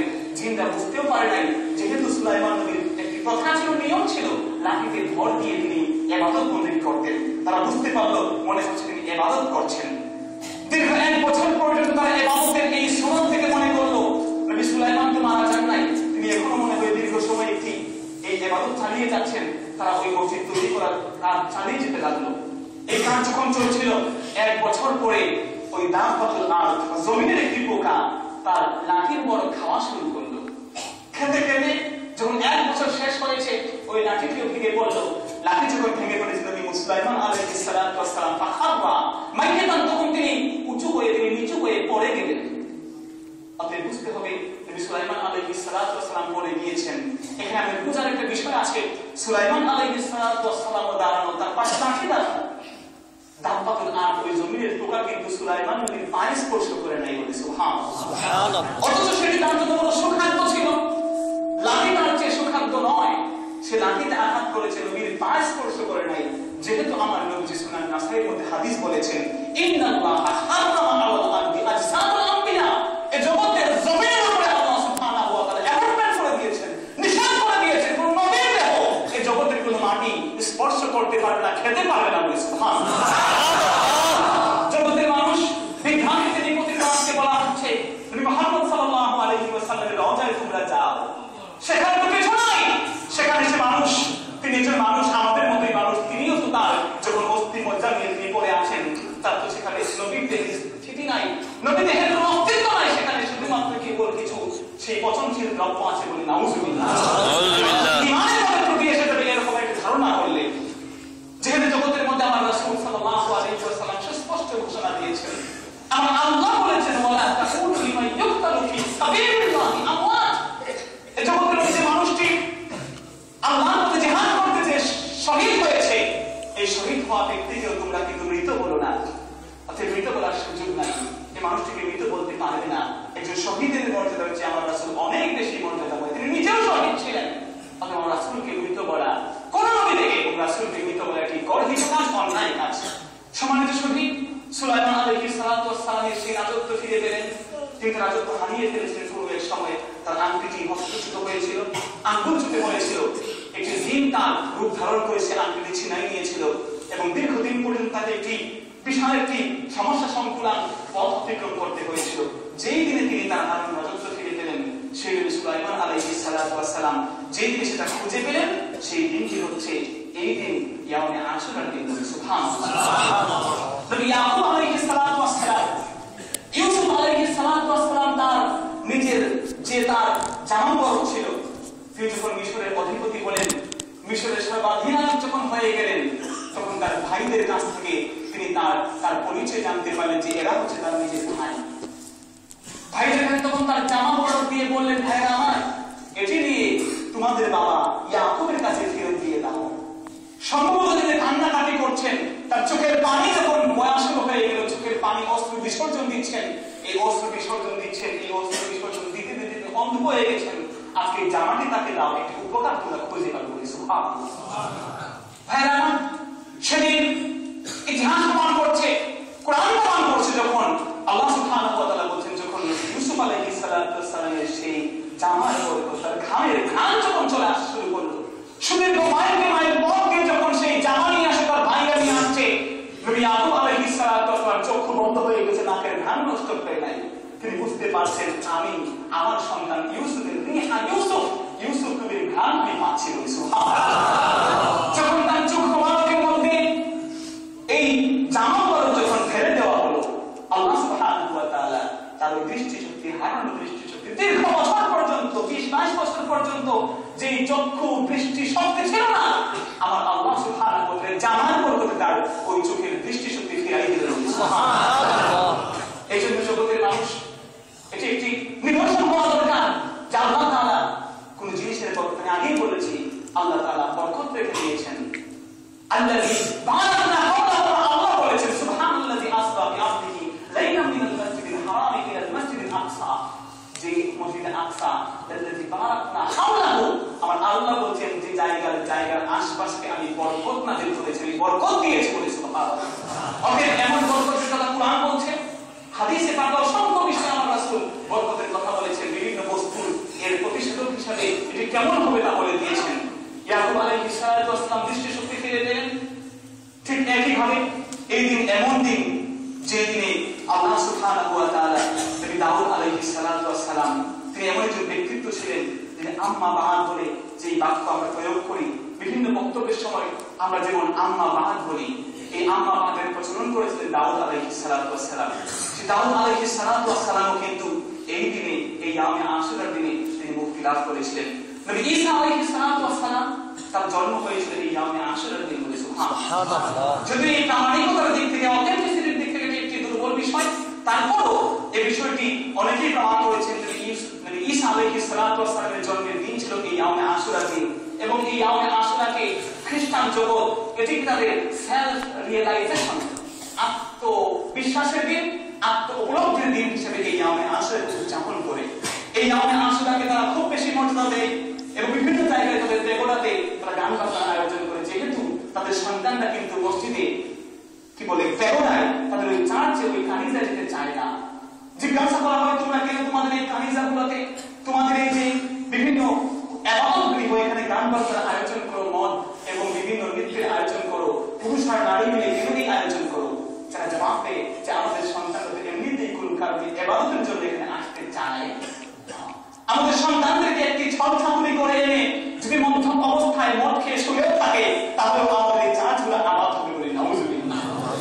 নৃত্যের তালের যদি সে মানুষটি শুকরের বস্তু খায়, বিভিন্ন অন্যায় কাজ করে, তারপরেও যে আবাদ হলো, এই কাজ থেকে, এই দৃষ্টিকোণ থেকে আমরা এটাকে আয়োজন করি। অথচ মুসলমানের ঘর মসজিদ, আল্লাহ সুবহানাহু ওয়া তাআলা অনেক যুবককে আমরা দেখতে পাই যে মানুষটি মসজিদ জায়গা না পায়, যে জায়গা না পা পরিষ্কার করে সে পা পরিষ্কার করে সেজদা করে। ঠিক কিনা? যদি ভাইরা আমার, এই জন্য আল্লাহ সুবহানাহু ওয়া তাআলা ইসলাম ধর্মকে এত বেশি সুযোগ করে দিয়েছেন। সেই খ্রিস্টানরা নবী ঈসা আলাইহিস সালাতু ওয়াস সালাম সম্পর্কে তারা ধারণা করে, বিশেষ করে ঈসা আলাইহিস সালাতু ওয়াস সালামের ব্যাপারে যে বলা হচ্ছে, বিভিন্ন হাদিস থেকে, বিভিন্ন ঐতিহাসিকদের প্রেক্ষাপট থেকে, বিশেষ করে উমদাতুল কারি থেকে আমরা জানতে পারি, ঈসা আলাইহিস সালাতু ওয়াস সালামের জন্মের সময়টি ইয়াউমে আশুরা না হলেও খ্রিস্টান জগতের জন্য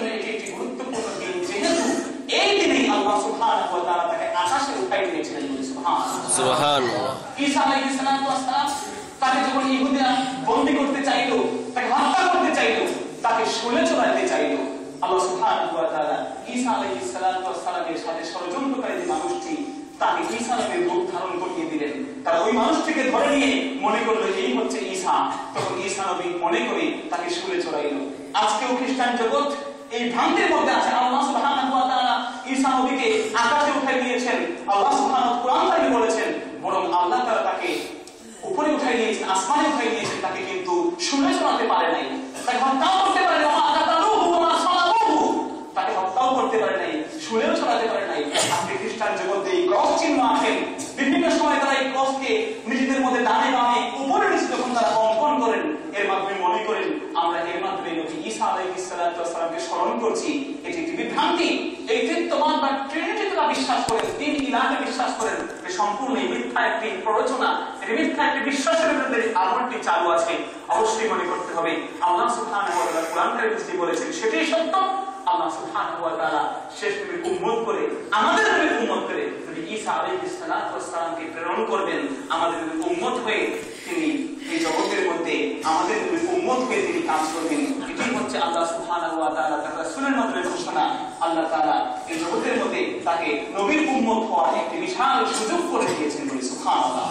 যেহেতু এই জগতের মধ্যে আমার নবী যখন আগমন করে, সেই নবীর আগমনের সময় আল্লাহ সুবহানাহু ওয়া তাআলা যখন মিসাক নিয়েছিলেন, অঙ্গীকার নিয়েছিলেন, অঙ্গীকার নেওয়ার সময় জিজ্ঞাসা করা হয়েছিল, এ মর্মে একটি প্রত্যয় নেওয়া হয়েছিল, অঙ্গীকার নেওয়া হয়েছিল যে যখন তোমরা নবী হিসেবে দায়িত্ব পালন করছো, কিন্তু যখন এই জগতের মধ্যে নবী মুহাম্মদ সাল্লাল্লাহু আলাইহি ওয়াসাল্লাম আসবেন, আমার নবী মুহাম্মদ সাল্লাল্লাহু আলাইহি ওয়াসাল্লাম আসার ফলে সেই সময় থেকে সেই সময় যখন তিনি নবুয়ত নিয়ে আসবেন, তখন কিন্তু তোমাকে আমার নবীর অনুসরণ করতে হবে, তাকে সাহায্য করতে হবে। এই মর্মে তোমরা সমস্ত নবী রাসূল তখন এক বাক্যে জবাব দিয়েছিলেন যে আমরা মিসাককে গ্রহণ করলাম, অবশ্যই আমরা ইসলামের দাওয়াত দেব, সত্য ধর্মের দাওয়াত দেব, কিন্তু যখন মুহাম্মদ সাল্লাল্লাহু আলাইহি ওয়াসাল্লাম নবুয়তের দাওয়াত নিয়ে আসবেন, তখন আমরা তার হয়ে তার কাজ করব, তার দ্বীন ইসলামের দাওয়াত দেব, তার উম্মত হয়ে নিজেদেরকে ধন্য করব বলে সুবহানাল্লাহ।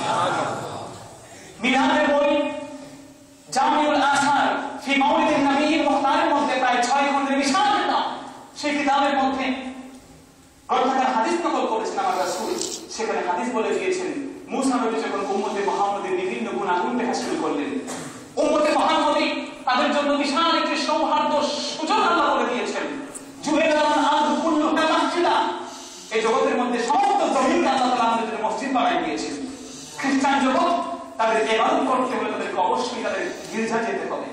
ইহুদি জগৎ তাদের ওই সিনাগোগে না গেলে ইবাদত কবুল হবে না। বিভিন্ন জায়গায় যেখানে বসে তারা সেজদা দিক না কেন ইবাদত করুক, যদি তাদের ইবাদত গাহ তাদের ওই জায়গা কানিস আমার গির্জায় না যায়, ওই খ্রিস্টান জগৎ আর ইহুদি জগতের মানুষের ইবাদত কবুল হবে না। ব্যতিক্রম কেবল মুসলমান। এই গোটা জগতের বিভিন্ন জায়গায় যেখানে আপনি সেজদা দেবেন, সে জায়গাটি আপনার জন্য মসজিদ হয়ে যায় বলে সুবহানাল্লাহ। আল্লাহ সুবহানাহু ওয়া তাআলা সুন্দর সুন্দর নিদর্শন দিয়েছেন। কুনতুম খায়রা উম্মাতিন, তোমরা সত্যিকার শ্রেষ্ঠ উম্মত।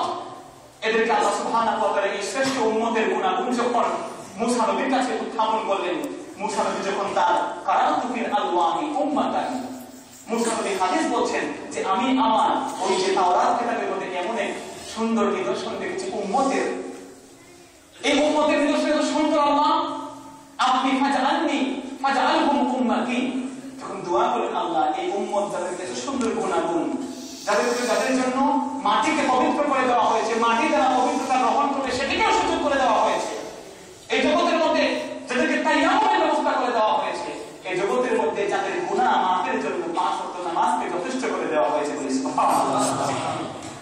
কাফারাতু সাইয়্যাতিহিম সালাওয়াতুল খামস, যাদের নামাজ এত দূরের মধ্যে এক নামাজের মধ্যে অপর নামাজ পর্যন্ত যত সগীরা গুনাহ করে, এক নামাজ অপর নামাজের মধ্যে যত গুনাহ হয়, এক নামাজ অপর নামাজ পর্যন্ত এই গুনাহকে পরবর্তী নামাজ ধুয়ে মুছে পরিষ্কার করে দেয় বলে সুবহানাল্লাহ।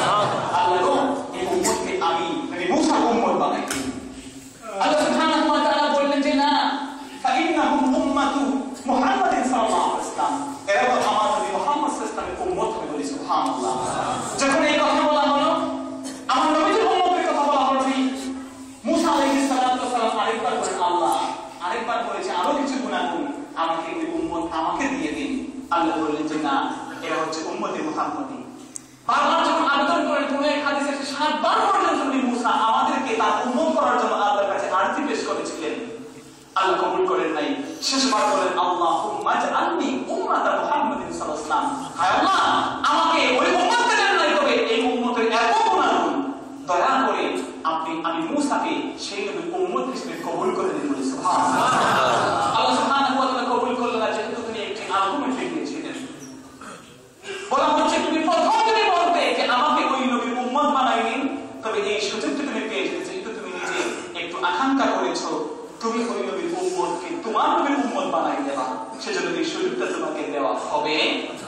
সম্মানিত সুধী, নবী ঈসা আলাইহিস সালাতু ওয়াস সালাম তামান্না করেছিলেন এই উম্মতে মুহাম্মদের অন্তর্ভুক্ত হওয়ার জন্য। আল্লাহ তাআলা নবী ঈসা আলাইহিস সালাতু ওয়াস সালামকে সেই সুযোগ করে দিয়েছেন। আল্লাহ সুবহানাহু ওয়া তাআলা এই জগতের মধ্যে অসংখ্য সুন্দর সুন্দর প্রাপ্তির ঘটনা আমরা এতক্ষণ শুনলাম। এতক্ষণ যে আলোচনা হলো এই ঘটনাগুলো হলো আনন্দে উদ্বেলিত হওয়ার। এতক্ষণ যে ঘটনা আমরা শুনলাম এই ঘটনাগুলো হলো এই প্রাপ্তি, এটি হলো শুকরিয়া, এটি হলো আল্লাহর কাছে কালেমুল বাক্যে মুনাজাতের। কিন্তু 61 হিজরিতে আল্লাহ সুবহানাহু ওয়া তাআলা এই জগতের মধ্যে আমাদের নবী রহিতা মা ফাতেমা রাদিয়াল্লাহু তাআলা আনহার আদরের দুলাল নবী মুহাম্মদ সাল্লাল্লাহু আলাইহি ওয়াসাল্লামের কমল পবিত্র হাত আর চুলের স্পর্শে ধন্য যে দেহ আর যে গণমানক, যে গন্ধদেশ, এই গন্ধদেশের যিনি অধিকারী ছিলেন হুসাইন রাদিয়াল্লাহু তাআলা আনহু এই 61 ডিগ্রি থেকে হৃদয় বিদারক ঘটনার মাধ্যমে শাহাদত বরণ করলেন। যে প্রকৃত ইতিহাস সম্পর্কে একটু করে আলোচনা হবে, সেই ঘটনাকে কেন্দ্র করে আজকে ইয়াউমে আশুরা, সেই ঘটনাকে কেন্দ্র করে আজকে ইয়াউমে আশুরার বেদনার্থ আয়োজন। সেই ইয়াউমে আশুরার সেই 61 হিজরির আগে যে ঘটনা ছিল, যে দিনটি ছিল মানুষের জন্য আনন্দে উদ্বেলিত হওয়ার, আনন্দ উচ্ছ্বাসের উদযাপন করার, 61 হিজরির পরের সময়ে সেই দিনটি হয়ে যাচ্ছে বেদনা বিমুক্ত হওয়ার, মর্ম জ্ঞান, এর থেকে শিক্ষা গ্রহণ করা, এর থেকে নিজের সহানুভূতি, নিজের আত্মমর্যাদা, নিজের আত্মবিশ্লেষণ করার দিন হচ্ছে এই ইয়াউমে আশুরা। সম্মানিত সুধী, সেই ইয়াউমে আশুরায় আল্লাহ সুবহানাহু ওয়া তাআলা এই দুটো জিনিসের যুগ আর বিয়োগ রেখেছেন, প্রাপ্তি আর হারানোকে রেখেছেন। সেই দিনে আনন্দে উদ্বেলিত হওয়ার সুযোগ রেখেছেন, আবার একই সাথে নিজেকে বেদনায় বেধাতুর হয়ে নিজের কাছে নিজের ব্যক্তিকে রক্তক্ষরণ করার সুযোগ আল্লাহ তাআলা এই ব্যতিক্রম একটি দিনে দিয়েছেন, সেটি হচ্ছে এই ইয়াউমে আশুরা। অতএব সেই ইয়াউমে আশুরা আল্লাহ সুবহানাহু ওয়া তাআলার কাছে অনেক গুরুত্বপূর্ণ একটি দিন। এই ইয়াউমে আশুরা রোজা রাখলে আমরা শুনেছি ইয়াউমে আশুরা এটি এমন একটি দিন যে দিনে আল্লাহ সুবহানাহু ওয়া তাআলা রাসূলের মাধ্যমে বলেছেন এই জগতের মধ্যে সবচেয়ে সর্বশ্রেষ্ঠ রমাদানের পরে যে রোজা সেটি হচ্ছে এই রোজা। আমার রাসূল অন্য হাদিসে বলেছেন আল্লাহি আইয়ুকাফিরা সালাতাল্লাতি কাবলা। আমার রাসূল বলেছেন আমি আশা করি এই জগতের মধ্যে যে মানুষটি ইয়াউমে আশুরা রোজা রাখবে সে মানুষটি তার বিগত দিনের অপরাধগুলো আল্লাহ এই রোজার বিনিময়ে মাফ করে দেবেন। সুবহানাল্লাহ। ইয়াউমে আশুরায় আল্লাহ সুবহানাহু ওয়া তাআলা এত সুন্দর সুন্দর ঘটনা আল্লাহ ঘটিয়েছেন। আমাদেরকে সেই ইয়াউমে আশুরা নববর্ষ হিসেবে আগমন করে এই মুহররম মাস।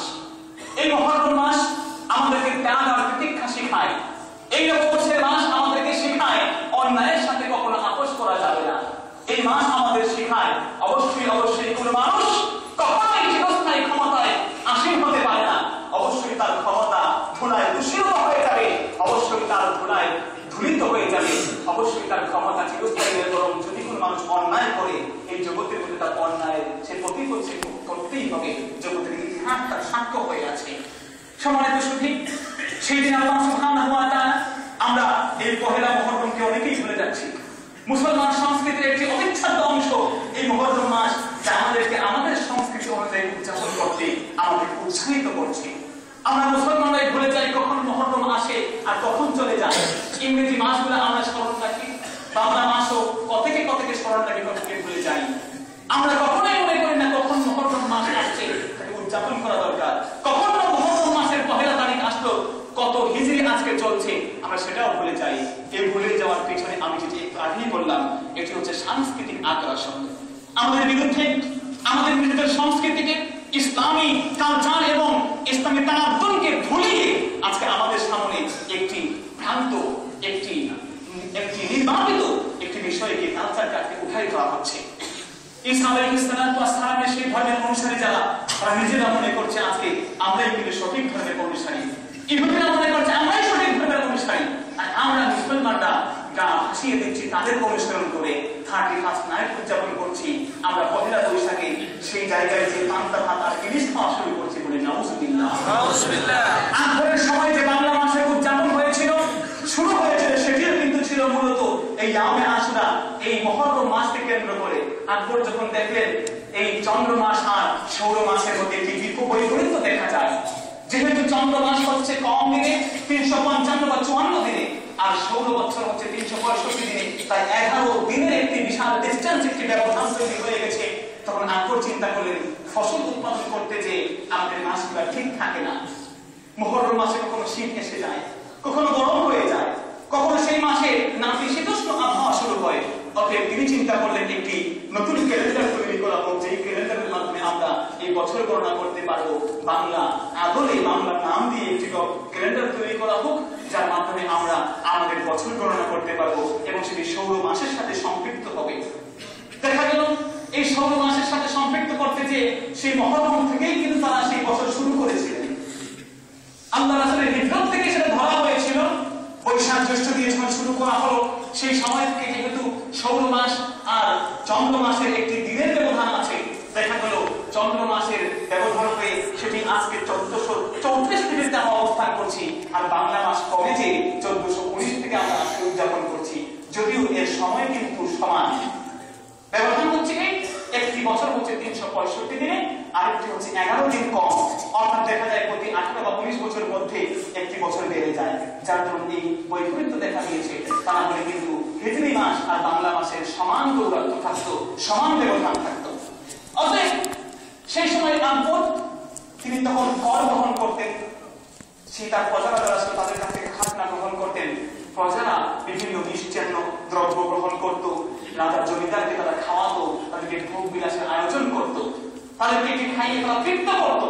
এটি কিন্তু নিষেধ না, এটি করতে পারেন, আবার নিজের ঐতিহ্যকে ভুলে যাওয়ার দরকার নেই, এটি করতে পারেন, কিন্তু এটাকে আবশ্যক মনে করা, এটি করলে সওয়াব হবে, এটি করলে আমার খাদ্যের বরকত বেড়ে যাবে, এটি করলে আল্লাহ সুবহানাহু ওয়া তাআলা আমাকে রিজিকে প্রশস্ততা দেবেন, এমন মনে করা যাবে। অতএব খেয়াল করতে হবে এবং অবশ্যই মনে রাখতে হবে এই জগতের মধ্যে খ্রিস্টান সমাজ তারা যে ক্যালেন্ডারকে অনুসরণ করছে এটির সাথে ইসলামের কোনো সম্পৃক্ততা নাই। মনে রাখতে হবে এটি অবশ্যই মুসলমানদের সংস্কৃতির মধ্যে এই বিষয়টি ঢেলে দিয়ে এই জগতের মধ্যে বিভ্রান্তি ছাড়া আর কিছুই শুরু করা হচ্ছে না। সম্মানিত শহীদ, অতএব এই জগতের মধ্যে আল্লাহ সুবহানাহু ওয়া তাআলা 12টি মাস আমাদের জন্য তৈরি করেছেন। আল্লাহ সুবহানাহু ওয়া তাআলা বলেছেন ইন্না ইদ্দাতাশ শুহুরি ইনদাল্লাহি 12 শাহরা, নিশ্চয়ই পৃথিবী সৃষ্টির সূচনা লগ্ন থেকে আল্লাহর বর্ণনায় মাসের সংখ্যা হচ্ছে 12টি। তার মানে বুঝতে হবে 12টি মাস যে আমার রাসূল বলে দিয়েছেন, আমার রাসূল যে আমাদেরকে তার রাসূলের সাহাবায়ে কিরামদের মধ্যে যে ক্যালেন্ডার তৈরি করে দেওয়া হচ্ছে এবং আমরাও যে ক্যালেন্ডার উদযাপন করছি আল্লাহর পক্ষ থেকে, আল্লাহর বর্ণনায় এই 12টি মাস করে। সুবহানাল্লাহ। অতএব এই 12টি মাসের মধ্যে আমার আল্লাহ সুবহানাহু ওয়া তাআলা তিনি বলে দিয়েছেন এই 12টি মাসের মধ্যে আল্লাহ তাআলা 4টি মাসকে হারাম ঘোষণা করেছেন। এই মাসকে মুহররম, এই মাসের মর্যাদা অন্য মাসের চেয়ে অনেক বেশি। কারণ হচ্ছে এই যেহেতু রমাদান মাসকে আমরা বলবো রমাদান মাসের গুরুত্ব তো বেশি, রমাদান মাসের গুরুত্ব আর মুহররম মাসের গুরুত্ব কখনোই কন্ট্রাডিক্টরি বা দ্বন্দ্বিক নয়, সাংঘর্ষিক নয়। একই আমলকে আমার রাসূল এক জায়গায় শ্রেষ্ঠ বলেছেন, অন্য হাদিস অপর আমলকে শ্রেষ্ঠ বলেছেন। অতএব কোন আমল, কোনটা আমল শ্রেষ্ঠ নবীর হাদিস পরস্পর সাংঘর্ষিক, একটি হাদিস অপরটির সাথে সংঘর্ষ করছে এমনটি বোঝা যাবে না। আমার রাসূল কখনো জিজ্ঞাসা করা হয়েছে আইয়ুল আমালি আফদাল, আমার রাসূলকে জিজ্ঞাসা করা হয়েছে কোন আমলটি উত্তম, নবীজি আমার জবাব দিয়েছেন উত্তম আমল হচ্ছে as-সালাতু লিকামিহা লিওয়াক্তিহা, সঠিক সময়ে নামাজ পড়বে সেটি হচ্ছে উত্তম। অন্য হাদিসে আমার রাসূল বলেছেন আফদালুল আমাল আল জিহাদুন ফি সাবিলিল্লাহ, রাসূল বলে দিয়েছেন সত্যিকারের শ্রেষ্ঠ আমল হচ্ছে জিহাদ ফি সাবিলিল্লাহ। আমার রাসূল বলে দিয়েছেন উত্তম আমল, অন্য হাদিসে বলেছেন বিররুল ওয়ালিদাইন, তুমি তোমার মা বাবার খেদমত করবে, মায়ের খেদমত করবে, বাবার খেদমত করবে, এটি হচ্ছে সর্বশ্রেষ্ঠ আমল। এখন যদি আমরা বলি যে পরস্পর দুইটা হাদিসের মধ্যে, তিনটা হাদিসের মধ্যে আমার রাসূল এক একটাকে উত্তম বলেছেন, এটি তো একটি বিভ্রান্তিমূলক কথা। মনে রাখতে হবে আমার রাসূলের হাদিসের গভীর বুৎপত্তি অর্জন করতে হলে আপনাকে খেয়াল করতে হবে যে আল্লাহ রাসূলের এই হাদিসগুলোর মধ্যে অবশ্যই কোনো বৈপরীত্য নেই, বরং আমার রাসূল দেখেছেন কোন মানুষের প্রতি মায়ের প্রতি খেয়াল কম, যে মানুষটি বাবার প্রতি খেয়াল কম, বাবার খেদমতের প্রতি উদাসীন সে মানুষ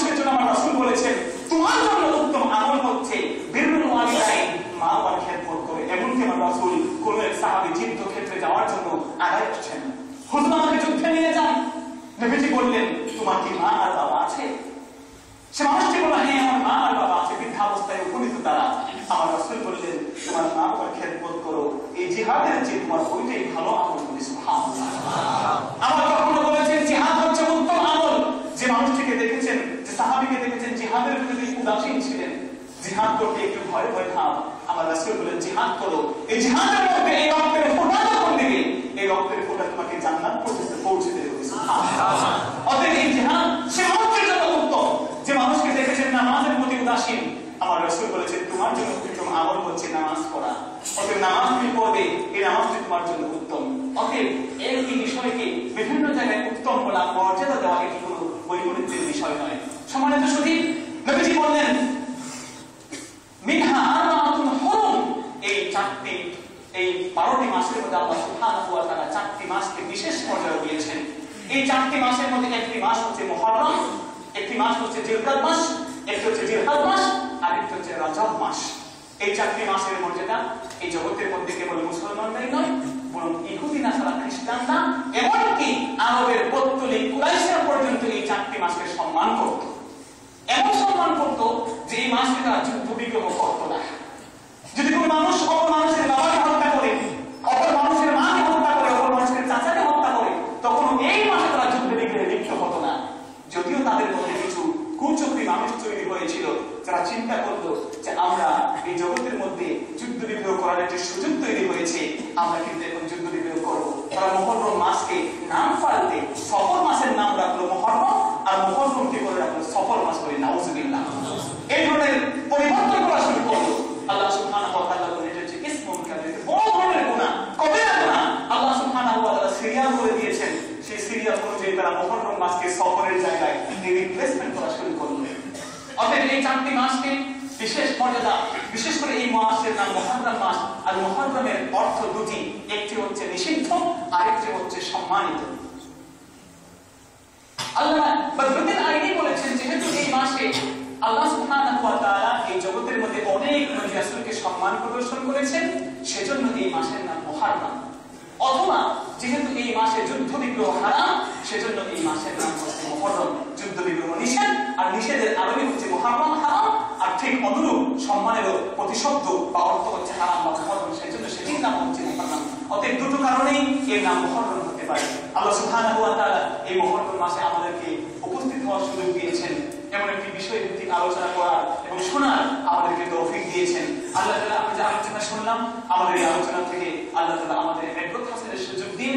এই মুহররম মাসকে যথোপযুক্ত মর্যাদা প্রদান করে উদযাপন করার তৌফিক দিন। আল্লাহ সুবহানাহু ওয়া তাআলা এই জগতের মধ্যে অশেষ ঘটনা, একদম সৃষ্টির সূচনার থেকে শুরু করে আজ পর্যন্ত কিয়ামত পর্যন্ত বৈচিত্র্য পাওয়া এই দিনকে মর্যাদা বুঝান এবং তার করণীয় বর্জনীয় এগুলা প্রতিটা বিষয়কে আমাদের আমল করার তৌফিক দিন বলি আমিন। আল্লাহ তাআলা আমাদেরকে কবুল করুন। আমাদের এই মাদ্রাসা কেন্দ্রিক যে আজকে আলোচনা হলো, আমাদের এই মাদ্রাসাকে আল্লাহ তাআলা উত্তর আরো সমৃদ্ধি দান করুন বলে আমিন। আজকে আজ আলোচনা যা হচ্ছে, একটু পরে আবার আলোচনা হবে। আমাদের যে যা আলোচনা করেন মনোযোগ দিয়ে শুনি এবং আমল করার চেষ্টা করি। আল্লাহ তাআলা কবুল করবে আমিন। আসসালামু আলাইকুম ওয়া রাহমাতুল্লাহি ওয়া বারাকাতুহু।